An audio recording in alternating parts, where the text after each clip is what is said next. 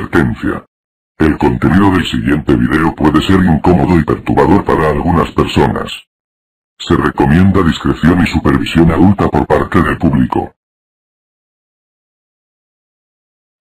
Casa de Barrios. Relato de asesinos. Capítulo 1. Asesinos inocentes. Esta historia aconteció a principios del siglo XX.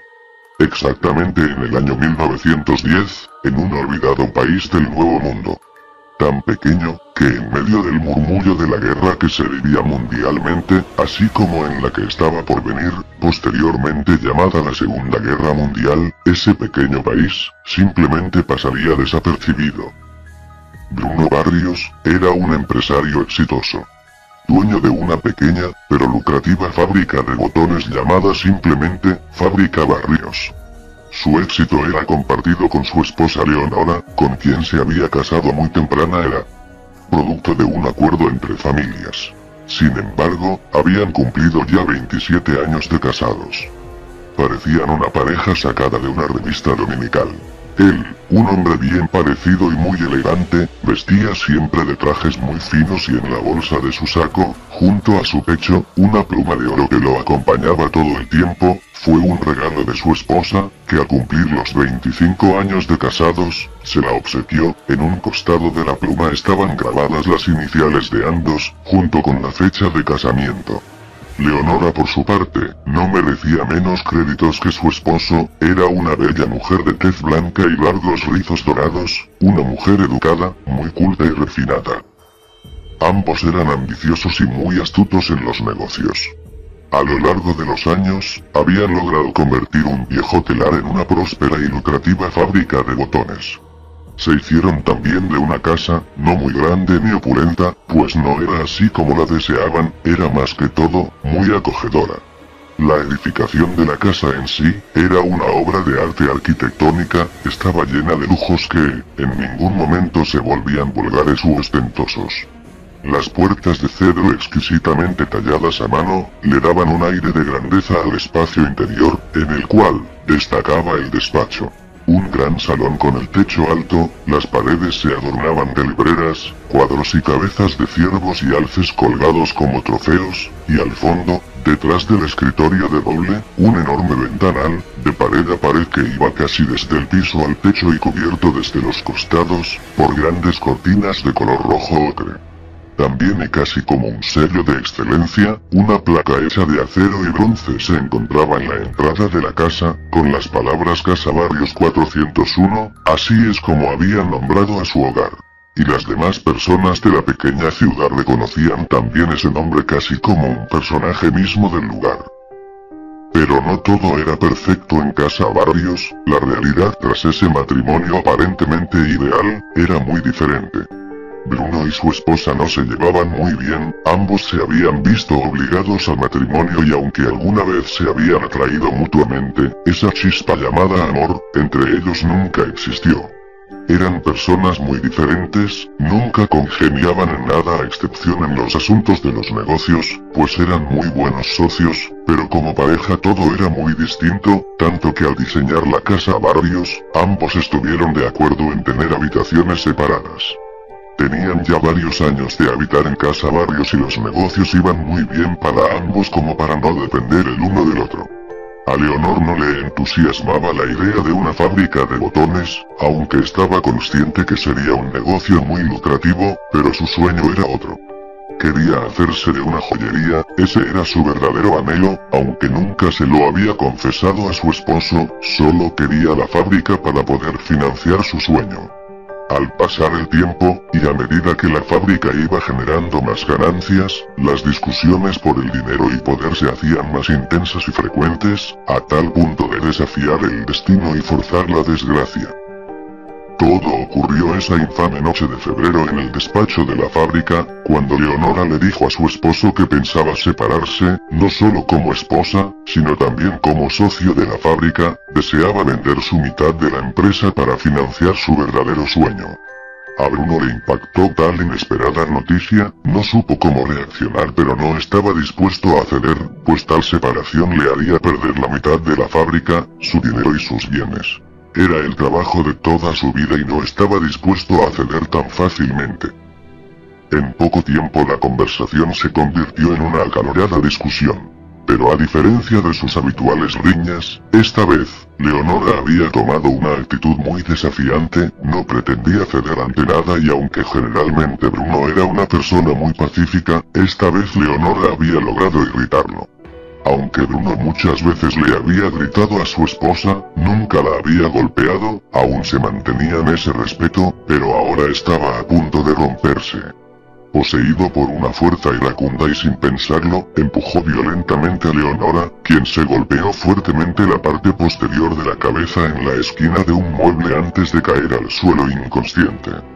Bruno, la miró horrorizado, al verla tan inanimada pensó que estaba muerta, aunque era un brillante empresario, nunca fue bueno con respecto a la anatomía humana. Fue un accidente, pensó. No podía ir a la cárcel, nadie debía enterarse de esa tragedia. Cerró la puerta de la oficina con llave y se tranquilizó cuanto pudo. Tenía que pensar bien lo que estaba por hacer, y no tardó mucho tiempo en idear un escape a esta situación. Salió de su oficina y la cerró con llave desde afuera, fue a hacer una ronda en la fábrica antes de cerrar como era habitual, habló con algunos de sus empleados y recogió documentos que tenía que revisar. Pasó frente a la oficina de Enrique, el contador, era un tipo muy amigable que se relacionaba bien con todos los temas cuando no estaba encerrado en su oficina, los empleados le habían apodado Loki, debido a su carácter cambiante de un tipo gentil y sociable, a un loco ermitaño que se encerraba en su oficina a veces durante días. Loki, o mejor dicho Enrique, era un soltero que vivía solo en un vecindario no muy bueno de la ciudad, podría no llegar a dormir a su casa y nadie lo notaría. Bruno lo sabía, y esto lo convertía en un candidato perfecto para su perverso plan. Esa tarde, Bruno esperó pacientemente a que todos los empleados de la fábrica salieran del turno laboral, fijó su especial atención en Enrique, quien había salido apurado como siempre, pues no le gustaba caminar por las calles en la oscuridad, y pese al frío que hacía fuera, no llevaba abrigo. Bruno esperó pacientemente hasta que la fábrica estuvo vacía, sabía que nadie sospecharía nada, pues era habitual que trabajara hasta tarde en su oficina. Cuando se aseguró que no quedaba nadie más, comenzó a ejecutar lo que había planeado. Regresó a su oficina, y recogió el cuerpo inconsciente de Leonora, llevándola a la oficina de Enrique. La colocó suavemente en el piso frente al escritorio, al levantar la vista, observó que en el respaldo de la silla del escritorio se encontraba el abrigo de Enrique, se lo puso encima y comenzó a buscar en las gavetas algo que le fuera útil. En la segunda gaveta del escritorio, encontró un abrecartas de bronce, era perfecto, antes de tomarlo metió su mano en una bolsa y se acercó al cuerpo de su esposa, que yacía acostada boca arriba en el frío piso. Bruno tomó el abrecartas entre sus manos, y casi con remordimiento por lo que se estaba viendo obligado a hacer, observó a Leonor con lágrimas en los ojos y le clavó la navaja del abrecartas en el pecho. Pero, al hacerlo, se dio cuenta que Leonora realmente no estaba muerta. Ella recuperó el sentido, había abierto enormemente los ojos y la boca intentando tomar aire. Bruno la observó con asombro, no daba crédito a lo que estaba presenciando. Durante un instante, un corto momento que dura a veces toda una vida, ambos se miraron a los ojos, Leonora con expresión de terror al ver a su asesino y Bruno con su expresión de remordimiento y resignación. Lo siento, dijo Bruno con lágrimas en sus ojos, y un nudo en la garganta, y apuñaló a su esposa en el cuello. La navaja era corta, pero lo suficientemente larga como para perforarle la tráquea. Leonora se retorció en agonía durante unos momentos, observó a su agresor en todo el tiempo, no comprendía lo que pasaba. Luego dejó de luchar poco a poco cuando comenzó a ahogarse lentamente con su propia sangre cuando ésta llenaba sus pulmones. 15 puñaladas fueron necesarias para sellar la vida de Leonora. Bruno observó a su víctima hasta que dejó de moverse. Luego, le dio leves golpecitos con el pie para asegurarse que no volviera a revivir. Enrique, o Loki, como lo llamaba Bruno, no era una mala persona. Lejos de eso, era un empleado ejemplar. Pero Bruno sabía que era una salida fácil y perfecta para su situación. Leonor y Enrique a veces parecían no llevarse muy bien, habían tenido algunas diferencias recientemente debido a la reducción que Leonor había hecho al presupuesto. Con lo cual, Enrique como contador, no estaba de acuerdo. Esa era una situación de la que Bruno se beneficiaría. Como propietario de la empresa, él tenía acceso a toda la documentación, y sabía perfectamente cómo era el manejo de la papelería y el flujo del dinero. No le costó mucho trabajo alterar algunos documentos clave. Hacer desaparecer facturas y ficheros, reemplazándolos por otros que parecían favorecer económicamente a Enrique. En un par de horas todo estuvo listo. Por último, y para asegurar su evidencia, impregnó un poco más de sangre el abrigo que llevaba puesto, el cual era de Enrique. La sangre casi estaba coagulada, pero aún así la idea funcionó bien. Bruno salió de la fábrica, el manto de una noche sin luna le cubría, se acercó a un basurero del otro lado de la calle, metió el abrecartas en una de las bolsas del abrigo de Enrique, y lo desechó ahí, dejándolo levemente a la vista, para que no fuese difícil encontrarlo. 3 pobres diablos se encontraban en el lugar, vagabundos que buscaban qué comer en la basura, pero Bruno no los vio antes. Por su cabeza cruzó la idea de asesinarlos, pero él no era un asesino. Les ofreció 100 a cada uno, lo cual era mucho dinero en ese tiempo. Pensó que era lo suficiente para comprar su silencio, y más allá de eso, darles la descripción de Enrique y comprarlos como testigos. Luego se marchó en su auto a su adorada casa Barrios. Al llegar, se cercioró que María, la de la limpieza, no estuviese, pues a veces se quedaba trabajando hasta noche, pero esa era su noche de suerte, todo parecía ir bien. Se fue al patio trasero, sacó la pluma de oro del bolsillo y la sostuvo en sus manos mientras se quitaba toda la ropa. Luego, la amontonó en un rincón del inmueble y junto con sus zapatos, le prendió fuego a todo.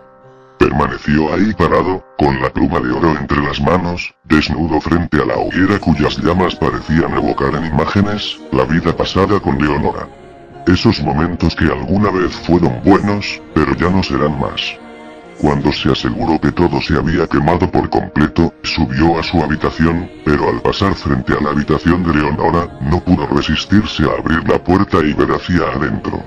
Silencio, la habitación estaba tétricamente desolada, vacía, por primera vez en mucho tiempo se sintió solo. Era una soledad a la que tendría que acostumbrarse.